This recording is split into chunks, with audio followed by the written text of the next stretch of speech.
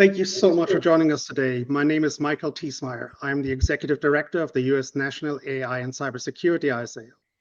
On behalf of the Totoro Breda Institute and the ISAO, I would like to welcome you to our hot topic event, AI bias and ethical issues on the evolving AI systems. Before we begin, I would like to share a little bit about the Totoro Breda Institute and our sponsor.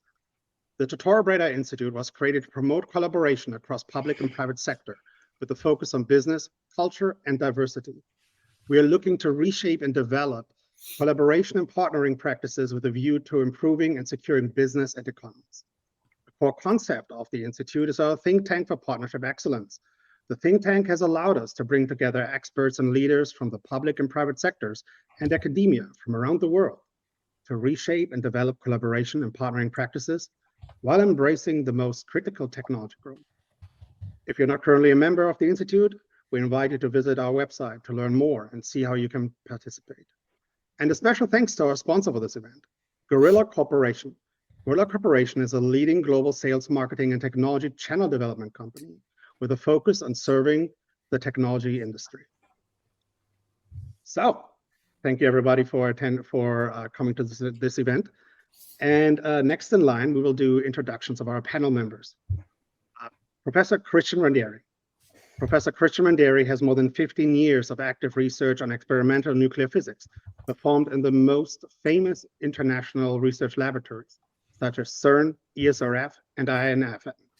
He writes about high-tech solution topics and advanced research studies applied to the industry. With more than 200 scientific and technical publications, he's also a well-known technical writer in Italy because of his interviews having been published in the most famous Italian industrial magazine. He is the founder of IntelliSystem Technologies, an Italian research and development company committed to developing and selling innovative and advanced solutions. Also, he serves as an external reviewer for the NASA postdoctoral program, NPP, at USRA and the NASA MSI Fellowship. He is a reviewer of the Helion International Journal and a professor of eCampus University, where he teaches computer vision, database, and human-machine interfaces. Next, Tony Zernoun. Mr. Zernoun is a highly experienced cybersecurity professional with 20 years in enterprise IT architecture and information security. With 16 plus years at Fortune 500 companies and startups, he has a comprehensive view of the security landscape and a customer-focused perspective. He is an expert in mitigating cyber risk, data privacy, and compliance, and is a trusted advisor to cybersecurity startups in Silicon Valley, providing guidance on growth strategies, strategic partnerships, and technical alliances. Tony has deep domain expertise in security risk assessments, data protection, go-to-market strategy, and sales enablement. He holds a Bachelor of Science in Computer Science, CISSP, CCSA, and PHCI QSI certifications, and is fluent in English, Spanish, Farsi, and Catalan. Mr. Jason Keller. Jason Keller is a full-time consultant with PM Consulting Group, currently supporting a federal client as program manager for cybersecurity and emerging technology programs, supporting development beneficiaries around the globe. In that role, he has advised governments on national cyber policy and mitigating the effects of digitalization to at-risk communities. Jason is a veteran of the U.S. Army National Guard, and during his service, he was deployed to South America and Africa with Special Operations Forces. During this time, he worked with a range of foreign military units, the U.S. Department of State, and other federal agencies on missions related to counterterrorism, foreign internal defense, and civil affairs, to name a few. Payman Sharmezadi. Payman has a well-rounded background with expertise in operations, program management, business development, partnerships, and contract administration, all anchored by a strong engineering foundation. He has demonstrated successful leadership in both large corporations and startups, having a proven track record in driving business initiatives and streamlining operations to boost profitability. With extensive international experience, he has successfully established new organizations across the world, managed large-scale engineering operations overseas, and forced impactful strategic partnerships and technical alliances. Recently, he established a company in Canada to expand US operations, including the relocation of employees from another country. Payman is also an accomplished author, contributing to online publications, and has written an ebook on marketing strategies. In addition, as an avid motorcyclist, he has also toured throughout the US and Canada, launched an online publication, and is dedicated to supporting the startup and motorcycling community. Then, our own Tim Kapp. Mr. Tim Kapp is a recognized professional and educator in the field of artificial intelligence, predictive analytics, and automation. He specializes in the application of machine learning to revenue operations to bring about rapid transformational change.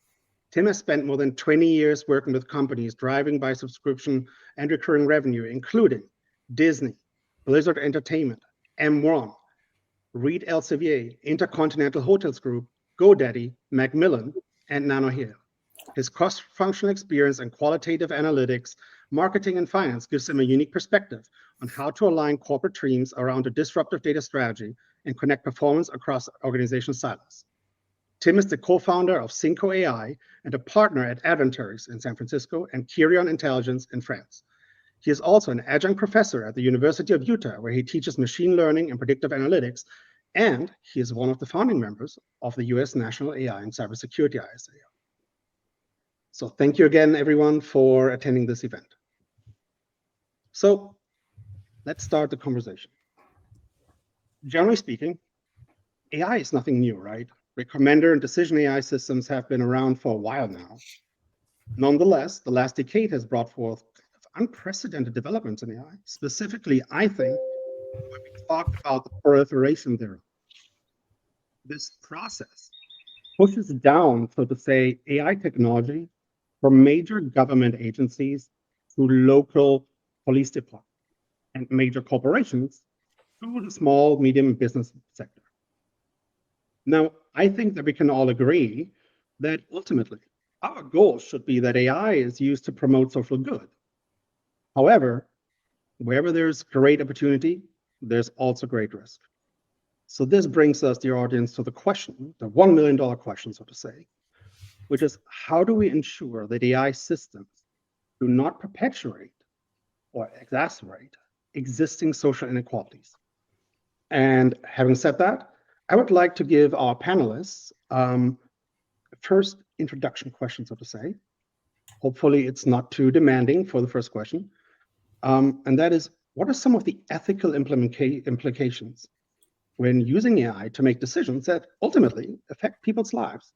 So Tim, maybe you can start. I'm just going to go by the order that is on screen right now. Sure. Well, we've already made some major mistakes with AI in this particular area, and I can think of some without naming too many companies. We've made some serious mistakes. The prison system is one of the big early adopters of AI, and we've already demonstrated that systems that are still in place today are being used to predict recidivism among prisoners and those kinds of things, predict who should go to prison in the first place.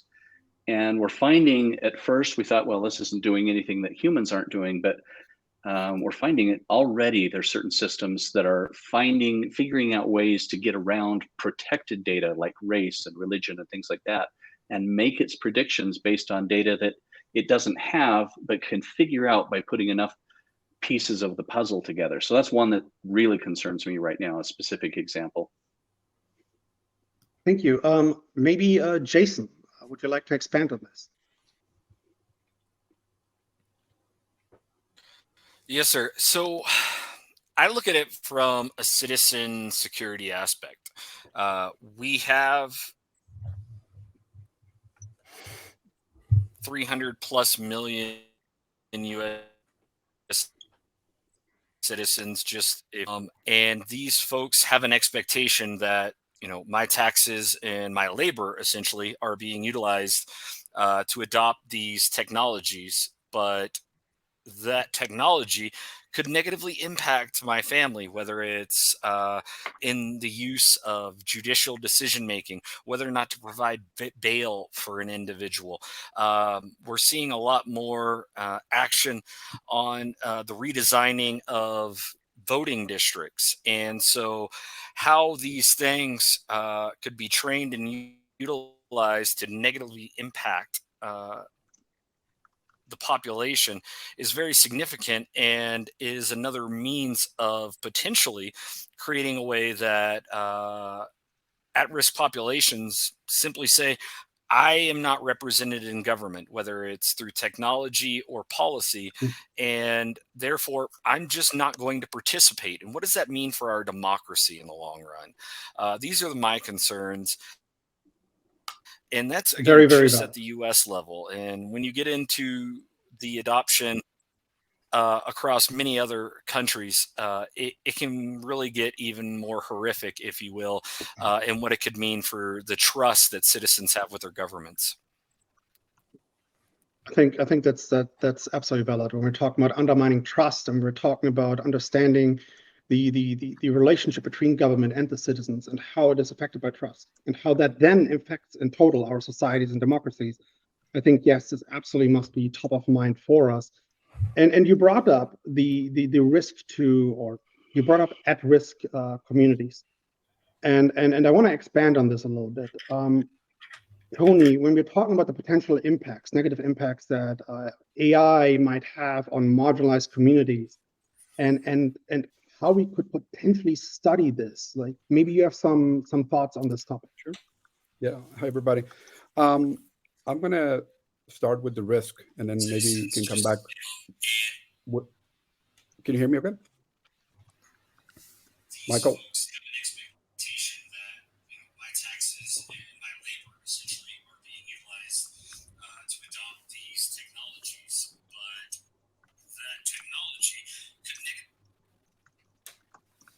Michael, can you hear me? Tony, Yeah, we can hear you clearly, sir. Okay. All right. I heard my mind was talking over me. So I think that the risk that I see is that when we're talking about the marginalized group of people, that, lack access, let's say, let's make sure that this AI, who's supposed to provide more access, more optimization, if we don't do the right things, we're going to end up creating another social determinants boundary, just like we have for health, for education and learning. I'll give an example. I was talking to friends of mine that are in lending business and real estate. And a lot of these are using AI to kind of find their renters and whatnot. But there's a lot of errors. People are regularly denied housing despite their ability to pay rent because the tenants are screened using algorithms that are deemed them to be ineligible and unworthy. Same is for jobs. A lot of jobs are being, a lot of the employers are using algorithms or AI to do pre-screening. Well, that creates enormous risk for discrimination against people with disabilities and other protected groups, right? We need to be able to help eliminate discriminatory practices, and AI has just worsened that, right? Hampering the economic security of marginalized groups that have long dealt with systematic discrimination. I think that as we think about this, in order to ensure that AI systems are not perpetuating or exacerbating, existing social inequalities, it needs to have certain things in mind, right? It has to be a multifaceted in its approach. It has to be use of diverse and representative data. There's a lot of people talking about training this with synthetic data. There's a couple very big companies doing that right now. Implementation of fairness constraints, provision of explanation, and interpretability, right? A lot of people don't understand, so there's education. And make sure that you use a regular bias audit, collaboration with stakeholders. And as you said, government needs to get in, right, and set the standards, but include civil rights and equity in the forefront of AI and technology policies. I mean, we're going to have, it's not a simple thing, right? We're introducing yet another thing. And my fear is if left alone, we already have these other social determinants, right? Based on the zip code that you're born in, that's the kind of healthcare you get. The same zip code identified what education and what kind of learning you get. That's my fear. Yeah, I think something that you said here really resonated with me. And this is, so I'm a first-generation immigrant in the United States, right? And I come from a country where credit scores, for example, just a simple thing, doesn't exist in this particular way. So what happens, these scores determine our lives, so to say, our access to housing, to so many different things. So you come from a country that doesn't have it, God forbid, from a country that is maybe economically disadvantaged, you come to the United States and maybe you already have a good job, a good salary or whatever, but you can't get proper housing, you can't get certain access to certain services simply because you don't have that score in order to apply. And then adverse decisions are being taken against you. I think that's very, very valid. Professor Randieri, I think I would like to hear your opinion on this as well, and specifically also maybe how we can study this impact, because we need to highlight if there is negative impact, if there is, so that we can take action and we can potentially get budget to fix some of those issues. Of course, aftermath, it's not as good. We should predict them. Yes, you are right. This is a very complex matter because people thinks that the AI is just a black box where you can put something inside and you get results, but it's not true. AI is based on the data that you furnish to the algorithms. So for me, the most important problems that can be found over marginalized community is the lack of diversity on the training data. I believe that will not exist just an universal algorithms that can do all for each kind of population, for example. I believe that it can be reasonable to have a generic algorithms that after must be specialized for each community in order to be adapted to their rule, their ethics. I believe essentially that because this can lead on a very big problem. For example, a problem may be the job displacement. An AI system can automate jobs and displace workers, particularly in marginalized communities where employees' opportunities are already limited. And also, another big issue is about the privacy violation, because AI can collect and store and use sensitive personal information. For example, this is a big problem that with NASA we are going to discuss, because to analyze data from humans that are on the space involve to analyze very I would say um, uh, data that are involved their body, their cells, and also their DNA, for example, their genes, and so on. So it's a very complex matter. I believe that we have to study careful and to apply these instruments in very focused way for each specific population. Thank you so much. I want to spend a little bit more time on this potential negative impact before we go into some of the solution strategies and how we can do this. And actually, Jason, maybe I have something for you. One of the things that we talked about privately was the concern of AI bias when it comes to policing, when it comes to law enforcement. Maybe you can just talk a little bit about that. What would be on your mind here? Yes, absolutely. So, as a former intelligence analyst in the criminal justice sector with the U.S. Department of Justice, I have seen how much local police departments are adopting emerging technologies to analyze ongoing threats and to essentially take a giant map and say, these are our hotspots. Hotspot analysis is a big thing. Well, what are the potential impacts of that? Does that mean that the law enforcement officer that's being deployed to a community has the understanding of the why behind why different crimes are occurring, or the concept of over policing? What is the percentage of officers on the street pulling over young men and women of color in one community versus are they doing the same thing in a community of, where the average income is $300,000 a year? And those things are just simply not happening. And what are the potential ramifications of that? The secondary charges that are put on an individual for not having insurance, for example, that could completely ruin their lives, cause them to lose their transportation to work, etc., all because an AI algorithm or other analysis says this is a hot spot, so we should put 70% of our law enforcement officers in this community. But those individuals are not necessarily doing anything more or anything differently than individuals in other communities where there is greater financial representation, or the color of skin tone becomes much lighter on average in those communities. So we really have to get on top of these things and understanding, okay, well, if we use this and this is the output, more police in area X, how could that negatively impact the people there? What does that mean on their inclusion in decision making?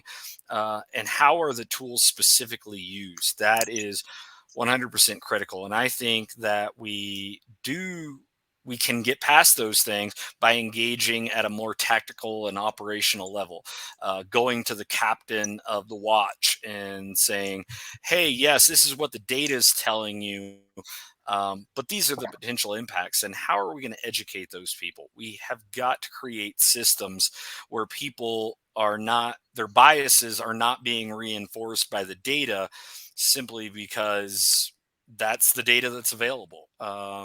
And so the training data and other things, that is largely non-existent in a lot of these conversations, and how to mitigate those potential biases as more and more agencies adopt those technologies. I totally agree with you. I actually myself was thinking a lot about this. Like, you know, at the end of the day, AI uses training sets. Training sets are fed by data sources. And if we're talking about now physical systems, right, putting sensors into neighborhoods, for example, that gather and collect data, my mind initially would go to, well, I'm going to put my sensors that cost a lot of money into those neighborhoods where I perceive as most of the crime. But now I'm collecting data primarily from those neighborhoods, and that means my models are inherently biased because I'm training the model on one particular part of the population. And maybe the model is used for something positive, but it could also be used for a lot of negative things. When we're talking about like recognizing like crimes in progress, or making predictions on whether something is happening, whether somebody is carrying a gun, for example. There's a lot of talk about that automated firearm detection algorithms and stuff like that. So 100% on board. Heyman, on your end, when we're talking again, we're discussing the implications, ethical implications when AI makes decisions about our lives and the negative impact of communities. What is your view here? Sure. You know, the way I see this, the human factor is extremely important. All right, let's remove AI for a second. And as we're talking about the criminal justice system, let's say we have a team of people looking at this. If you don't involve the community, if those people are not really involved and really understand what the implications, what is happening within their community, how are they reacting to different communities, how are they working to resolve some of these issues, now having a computer system do that same thing, without that type of data, you're still going to have the same issue. So the human element here is still extremely important. So we're talking about making decisions based on data sets. Well, what are those data sets based off of? Where are they coming from? Is the community involved? Are there the right level of discussions happening? Where we're getting all the inputs from all the different various different groups within the communities, within the cities, within the overall states that we're in order to, we have a broad influence of data, so we're not having biased information. We're not really targeting any one particular group or any one particular area or any particular situation. The bias in these things are really critical in terms of making sure that the decisions that are being made are not adversely affecting the different groups. And this is no different than if you have, you know, Jason mentioned the police force, for example. If they work outside the community and they work with blinders on, you're going to have the same issues. So now when we have an AI system that you're letting loose in terms of being able to just simply collect data, if that collection of data does not include the overall input from the areas that it's trying to serve, you're not going to have the impacts that you're really looking for. You want to be able to do things in such a manner that you're unbiased and you're able to provide value across the board, and not just try to pinpoint the top highlights of any particular data set. So it's a very complex problem, and we, having the right involvement with the public sector, with the people, with the communities, making sure that there's dialogue both ways. I think this is going to be the best way to be able to build systems where the developers that are building the AI, they are aware of what communities they're serving, and being able to address some of these issues. Thank you. Well, this brings me to the next thing. One potential negative impact for all of us, society as a whole, that's on everyone's mind is potential job loss due to automation. You know, we're hearing it right now. If you're on LinkedIn, you're seeing posts every day about ChatGPT. Is this going to make coders irrelevant? Is this going to displace lawyers? Is this going to displace all these different job categories? Now, those are so-called white collar knowledge workers. But AI in general, I mean, just through automation, like there's also a ton of entire job groups in logistics, in retail that are worried this very second about, will I still have a job in 5 years from now? So my next question then, I'm going to first pose to Professor Randieri is how should we approach this potential job loss due to automation? And is it really such a bleak out? Do we really need to have such a bleak outlook? Yes, this is also a very interesting topic, and it's very important to discuss about. From my opinion as educators, I can say that each company and also persons should invest in education continuously, because it is important to develop always new skills and also new programs in order to help workers to adapt to the changing job market and prepare them for a new job opportunity. These may include offers access to affordable higher education, for example, or vocational training, or something like that. And also, it is very important to try to work with the industry leaders in order to help to understand their automation plans and to identify the opportunities for workers to transition to the new role. So this can be done, for example, by hosting roundtables, conducting research, and also by offering technical assistance to companies. There are other way, for example, another solution may be also by politics, by developing a new employee protection rules that will help the employee to be protected against these changing that sometimes evolve too quickly for them. So it's a complex matter, need time to be consolidated and to be studied. But I believe that the much important thing is always to be ready to this evolution, to study always, to be almost prepared to change works quickly. Thank you so much. I absolutely agree. Like this reskilling of the workforce is incredibly important. Now, I might throw a proverbial wrench into this for a second. I recall an article Google wrote in the beginning of the millennium of, like, I don't know whether it was 2003, 2004, and it was called Life Below the API. I'm not going to go too much into detail, but it built the story of an AI scientist and a cab driver during a cab ride in New York. And they were discussing kind of the impact of automation. And it's summarized, and don't shoot the messenger, that was just a summary of the big challenge here at the end is that it is possible to reskill the doctor, whatever it was, in AI to be a cab driver. But it is not as easy to reskill the cab driver to be the doctor in AI. So my wonder is this statement actually true? And if it is true, how can we still empower people to get these necessary skills? Advanced math, advanced coding, for example. A lot of people don't like math. And I would like to get Tim's comments on this, and also to the general challenge of just preparing the workforce and reskilling it. Well, let me share some specific numbers in this case. So let's take a couple very specific examples. So my biggest worry right now, the two jobs I'm thinking about, the number one job in 29 of the 50 United States is truck driver. Okay. And we already know that at some point, autonomous vehicles, autonomous truck driving is coming. Now it's a little slower than we first expected, but at some point it will come. The economics are frankly just too good for it not to happen. So the prediction is sometime in the next 5 years, we're going to be seeing this. And when this happens, it's going to have to probably happen very quickly.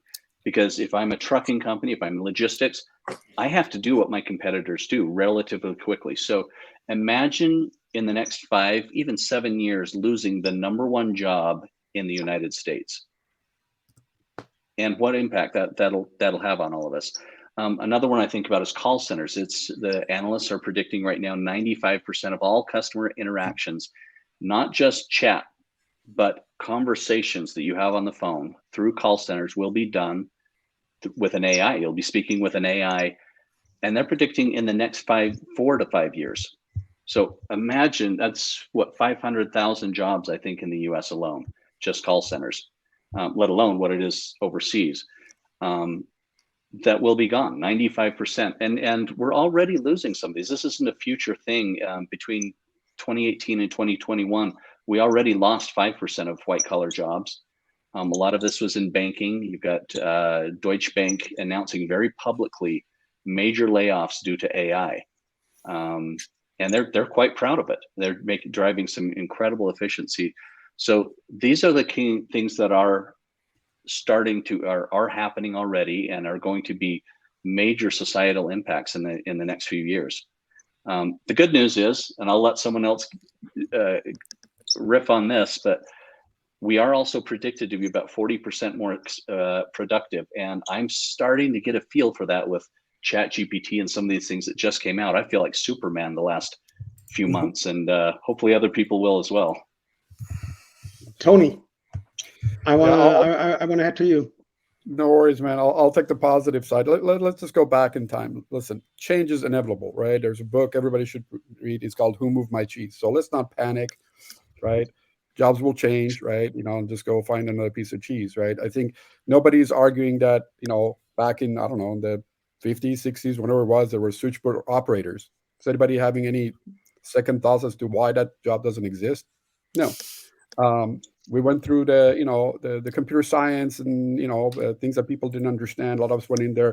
A lot of people write great code. You can write code in Python. Python can be good for, used for good or bad and ugly. And there's a lot of jobs that does quality assurance and things like that. I think there's opportunities to realize where these, I think the ChatGPT is this augmentation, this a virtual Adderall or whatever you want to call it, right? For me, it's like getting started, right, Tim, is, I can talk, I can tell a story, but, Paymon knows this, we've worked quite a bit, is getting my mind on a piece of paper was hard. I can create something, give it to ChatGPT, and the greater good comes out. I can help startups create blogs that, they don't have people to do, and I don't have to spend a lot of time, but actually not just plagiarize. Like, you have to create something. If you're a maximizer, if you're a person that has ability to take something good and make it better, trust me, you're going to have plenty of job, because AI is not going to be able to do that. What AI is not going to be able to do, guys, is it cannot replace the humanity, like Payman was talking about it. There's massive jobs, as I was listening, that the word came to me. I used to do cybersecurity awareness training. And then you had to train other people who want to go do this mundane job that nobody cared about, right? Every October you have to do this, and you just can't do it on your own. So you have to train the trainer. So I think there's a huge opportunity to train the trainers of AI labeling and things like that they come in and bring the humanity, that diversity, that unbiased view, and the ethics, because they are more of a human people. And you cannot automate, you cannot synthesize, you cannot train empathy. I don't care if it's ChatGPT or anything else that comes out. So there are opportunities for us to cross this, and then really there's better cheese out there that is, you can be more productive, you can help make more impact. Things that companies need to do, they need to think about job retainment education, they need to be transferable skills. And I agree that the doctor cannot become the taxi driver, but there's people who can make the taxi driver be more effective, right? I don't know, put an AI that only optimizes gas consumption by making left turns in New York, and that's the route that they go. Create those optimum paths. I think income support through these changes, job creation programs, there's definitely some labor market regulations that the government needs to come in and provide some transitional things. A lot of stuff we need to think, but I don't think the sky is falling. I think there's opportunities for a lot of people, and I summarize by this. People are worried about computer science and cybersecurity and this and that. Well, guess where we are, guys? We're, as much as there's been automation, DevOps, DevSecOps, and they thought that, they're going to take their job. Why is it that we still have a 4 million talent shortage in cybersecurity, which includes DevSecOps and AI in US alone? So that's Absolutely. yeah. There's sky is not falling. Well, If I think can add, it seems that I would like to add one thing, if this possible. Is from my opinion, yes, all is right, but we have to believe that humans are formidable for adapt on each new challenge. It is for sure that need times if this transition is drastically at high speed, we don't have enough time to adapt. Secondly, we always are using to speak about chat GPT, but the big risk of chat GPT is to try to have a flat way of think, because people will adapt to the algorithms, and this is the worst things that people can do.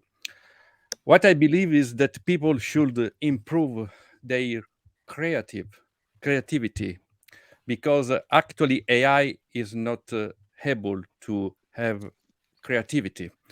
An example that I gave to my students is even if AI is able to compose music, AI is not able to build a symphony. Humans need to work in order to build symphony of their life, of their jobs. They don't need to be sit down on their job. They need to evolve, and this challenge, it will be a very big stimulation for humanity in general. This is my way of things. Jason, AI job loss and strategies for mitigation. Yeah, so I think two big things are going to play a role in this space that don't get enough attention. One, labor policy. I worked for the U.S. Department of Labor at one point. If a factory shut down or announced they were going to shut down tomorrow, the ability of the federal government and largely even the state to respond to doing that retraining and getting things done is very slow. I think we need to come up with some significant policy level changes that will empower mayors or at least governors to say, okay, this is the money that's been allotted to retrain my workforce if there is disruption in this field or this field. And they need to be able to do that rapidly. And that goes back to the trust issues and many other things. But flexibility is just a requirement. If people lose their job and they, fall behind on a couple bills, etc., the ability for them to recover every day just gets worse and worse. So we need to have more flexibility to respond to those job losses and to retrain people. If the taxi driver's job comes up, and getting them to another equivalent that they're happy with. And that's where inclusion discussions come in. The expectation that that individual even would want to be a professional at that stage in their life is, again, making assumptions. We cannot make assumptions. We need to engage with the workforce. And lastly, let's talk about market failure. What have we watched over the last month or two with Google, Meta, and Twitter layoffs and or resignations? I have seen so many folks on LinkedIn that were AI professionals, AI researchers, ethics professionals, etc., that are the people that we're supposed to be relying on to prevent these horrible negative impacts of technology adoption. And they're the first ones to go. it's the bottom line. So we're having significant market failure, in my opinion, across the board. And we've seen that with Meta and the reports from UNHCR on the responsibility of the Rohingya crisis, for example. No one is being held accountable for the negative impacts of their technology. And I consider that a market failure at a global level. So how are we going to hold folks to account and ensure that they have the staff and the folks in play that are going to prevent these negative influences from occurring? You bring up a super important point, actually. And Tony, I would like to pass this to you as well, which is the role of government. What's the role of government in all of this? And what can we do to stave off some of those negative consequences? I think you've probably had an interesting conversation outside with someone about this topic. I did. Let me tell you this. I was just curious to see if I can find it here. 1 second. I actually had a chat with ChatGTP about this very topic, and it was interesting. He provided very insightful, knowledge, right? So when I asked him, about what's the role of government in regulating and development of and use of AI, certainly we had talked about it, right? So it's very concise in this conversation. It says, it's a very important role, setting standards and regulation. It talks about that. The government can establish standards, regulations, blah, blah, blah. And it needs to include regulations related to bias and fairness, privacy, security, and protection of human rights. I was like, wow. It talks about monitoring and enforcement. The government can monitor development and use of AI systems and enforce compliance with established standards and regulations. All right, that's not bad. It goes further. Funding and support for research and development. Governments can provide funding and support for research and development of AI with focus on ethical and responsible development. Now, this is ChatGTP. I mean, obviously, the people who trained it, they thought about it. So now that was the comfort that I got on this, right? That people are thinking about this, even that they train ChatGTP, and its training stopped last year in 2021, right? So people don't go asking questions about latest affair from ChatGTP and be disarmed. It doesn't know. Public education awareness. Government can play a role in educating the public about the benefits and risks associated with AI, as well as encouraging informed discussion and debate about the use of AI. And he talks about international collaboration, as we were discussing earlier. Governments can and should collaborate with other countries to develop international standards and regular AI and so on and so forth.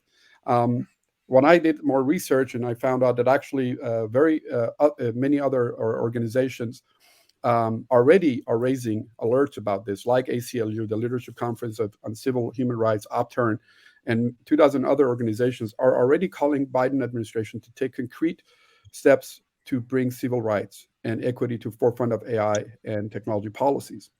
This has already been affecting in various different areas, right? Those we talked about as marginalized groups, and we need to protect that, right? We need to make sure that many of these groups have already, that they offer concrete policies recommendation to federal agencies and address the actual technology role in hiring, housing, and financial services. I think we covered all three of those in this conversation. So that comforts me in a sense that a lot of people are aware of it. I just think that we need to have more influence and more actionable response, in setting some standards, right? I'm not saying come here and govern the AI, but certainly make sure that this is a tool that can provide further access and optimization and that adderall effect for all, right? I will go back, just one topic is, you guys are talking about the taxi driver, just to, think about this.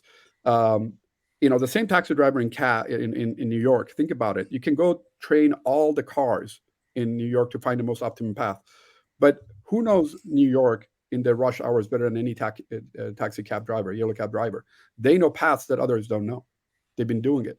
And I think that we need to figure that balance out, right? I think there's rooms for taking those guys that may not be able to do other things and train them and have them become that trainer. And I think there are opportunities that government can set as those standards. Hey, if you're taking this, you need to provide X amount of job, transition or something like that. But, it was interesting. It was an interesting chat with my new buddy Chat, and I think he did a pretty good job. Now, one thing that concerns me about this is I've served like for almost a decade in international standardization. as an expert on behalf of the United States. Before that, for ISACA, and I've worked on like 40 something of those information security standards of the ISO series. And I'm a CISO, so I deal with compliance to standards all the time. And you know, where I'm raising the hand kind of it's about an issue that goes back to what Jason says, which is we need accountability. Standard is a nice set of paper if people aren't held accountable with it. And in my practice, what I've seen is, and this is why maybe I'm a little bit jaded here, or I have like a pessimistic outlook on this, is just because there's so many games being played by companies when it comes to certification against these standards. And it seems that in some industries or in some areas, the risk appetite is almost unlimited. So I'm really interested in seeing how this plays out. You know, Michael, if I can add on this, one of the things with government, although it's really important to have regulations and standards, one of the things we need to be careful of, bigger government isn't necessarily the right thing either, right? You need to have a balance of the government working with the private sector. Additional regulations that inhibit innovation, inhibit progress aren't necessarily the best thing for us, right? So we got to find that right balance. It's crucial for government to provide R&D funding, to provide funding for education, but we need to find a way to have the right balance in order to not to reduce and slow down the innovation that we really need in a lot of different areas. For example, healthcare. Imagine the things that we can do in the healthcare space by reducing costs via AI and being able to improve healthcare, reduce costs. It's a win-win. So how government gets involved, it's a very, very complex topic because big government, big policies come with it with a lot of additional issues that we're going to have to deal with. I would absolutely agree with that. I think one of the things that needs to be changed is kind of our how would I call this, the primary metric to determine whether we hold a company accountable or not. It seems often to be employee count or revenue or something like that. And that is not representative of the actual risk that a company might have when things go wrong, right?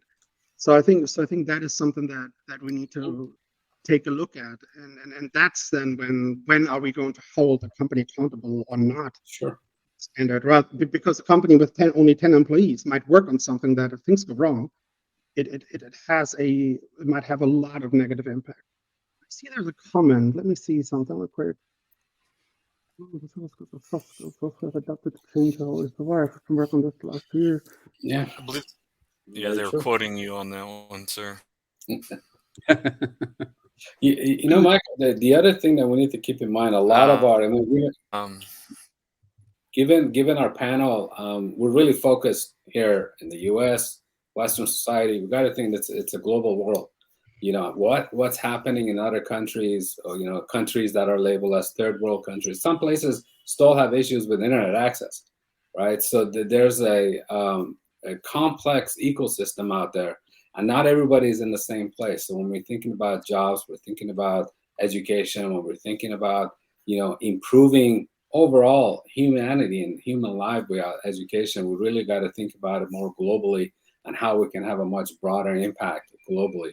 I mean, worrying about truck drivers here in the US, it may not even make sense somewhere in a country inside Africa. So, you know, these are very global things that, you know, can have broad implications across the world. So we got to really look at this thing very holistically. Tim, role of government. Can I add something? Sure.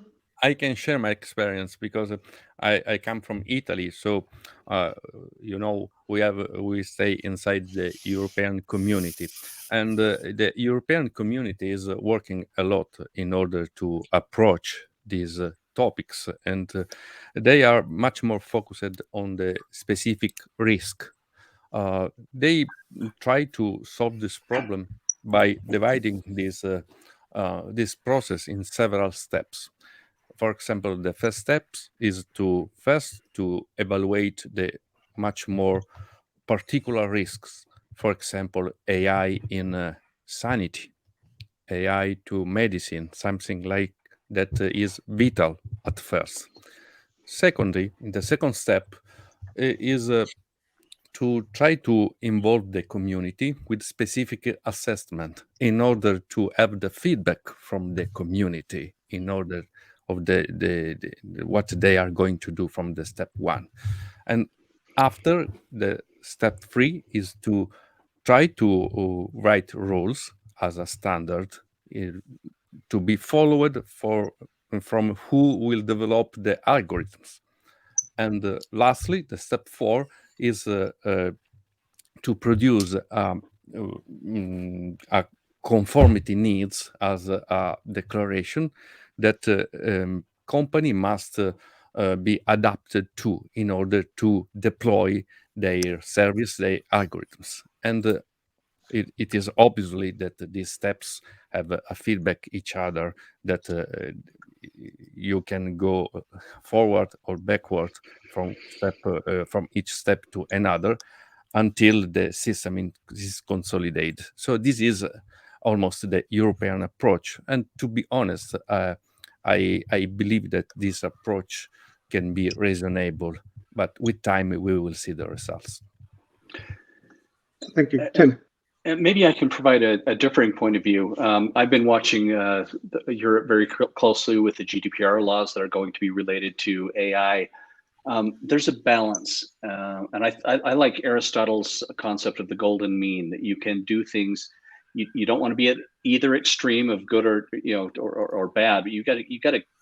There's a balance in things. I actually disagree slightly with Christian. I think the EU is moving too quickly. They're not giving enough time for exploration, and I think it's going to really damage future research. And this is my opinion. I think it's going to damage future research. I think it's going to damage the conversation that needs to be had, and it's a difficult conversation.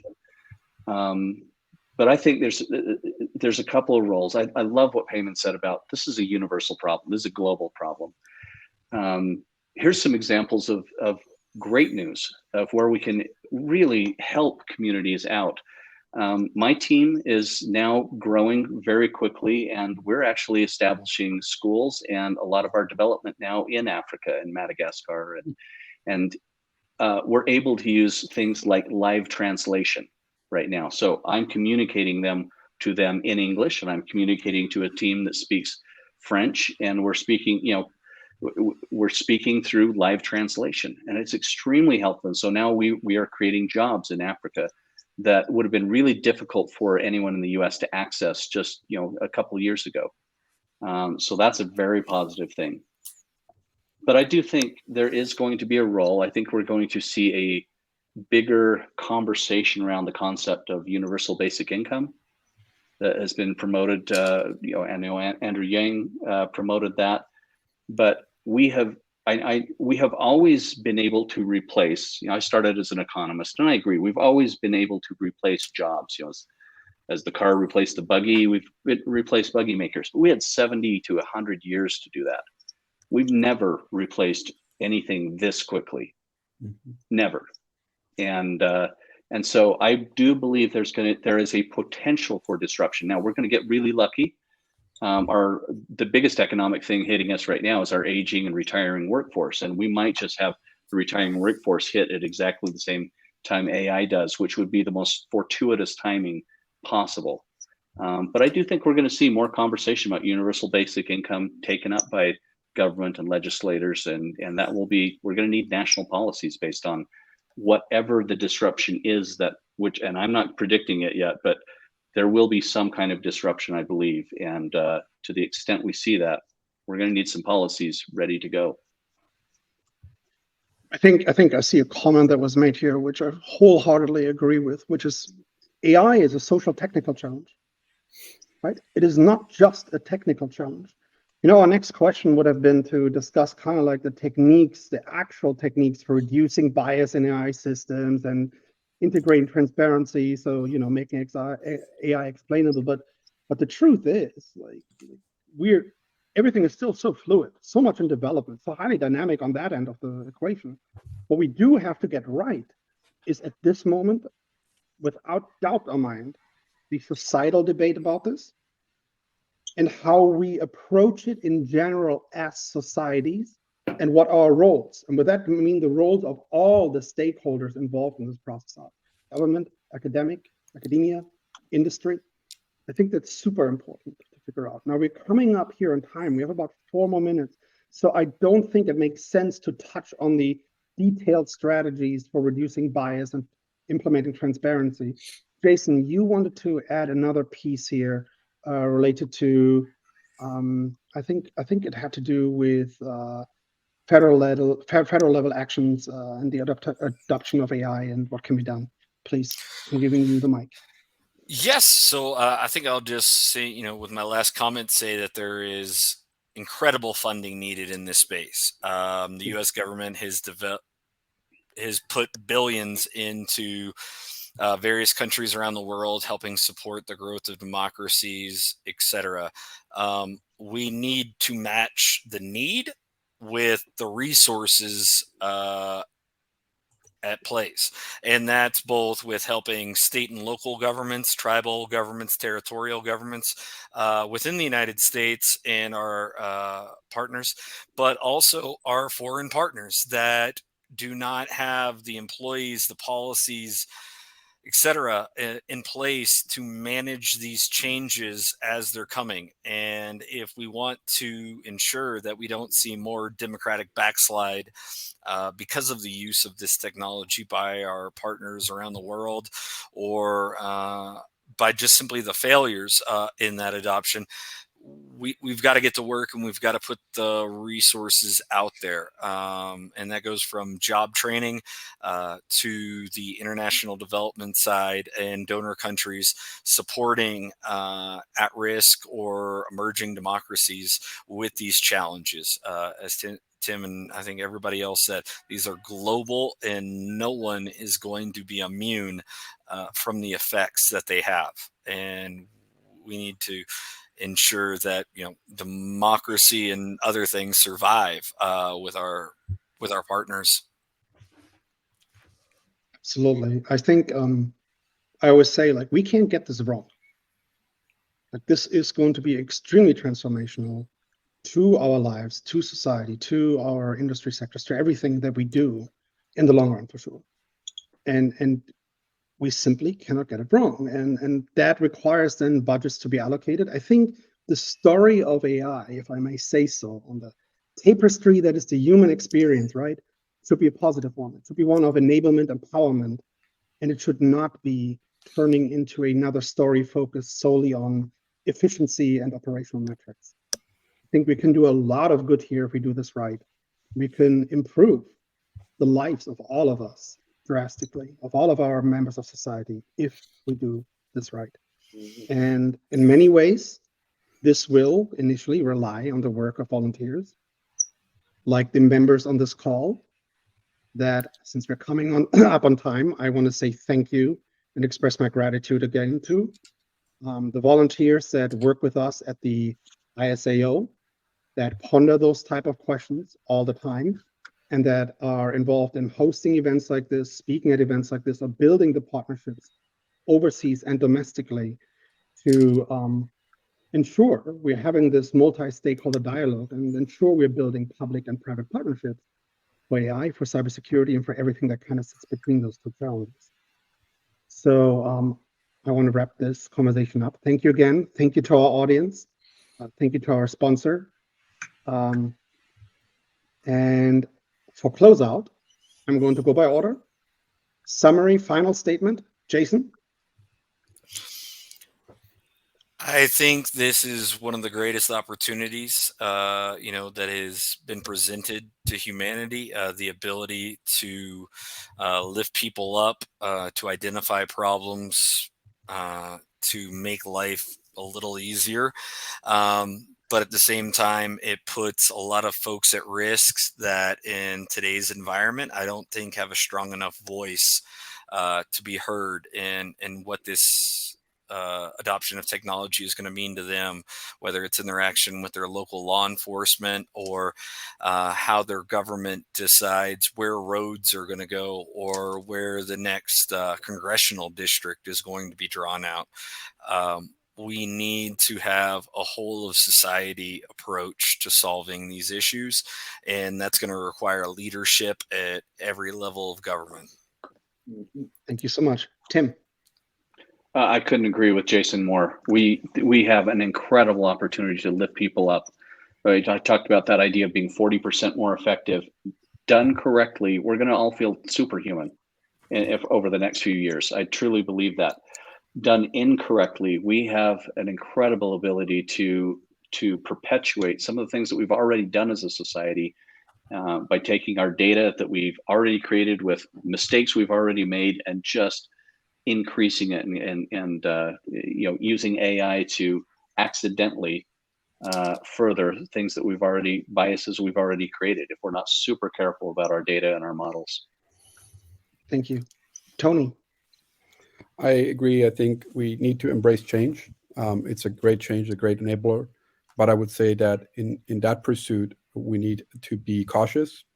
We need to pace ourselves. We need to be global and inclusive, but we need to be human, right? I think that's the one thing that we may miss in our desire to get there. Are we there yet? And we'll lose our humanity. We've already done it, by the way, all of us sitting here.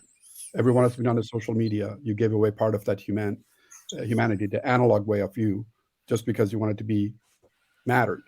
Maybe we play to our narcissistic right. So let's not make the same mistake as we went to social media, going to AI. Keep that humanity. Thank you. That's actually very beautiful. Professor Randieri.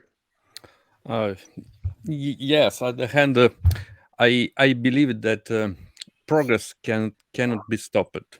So this is a very big challenge for humans to be adapted in so quickly way to this new this kind of opportunity. And I believe that the most responsibility is around governments, that they should be able to drive this innovation in the right and best way, but not alone. They need to collaborate each other globally, because this is a global problem, not a singular state problem. Yes.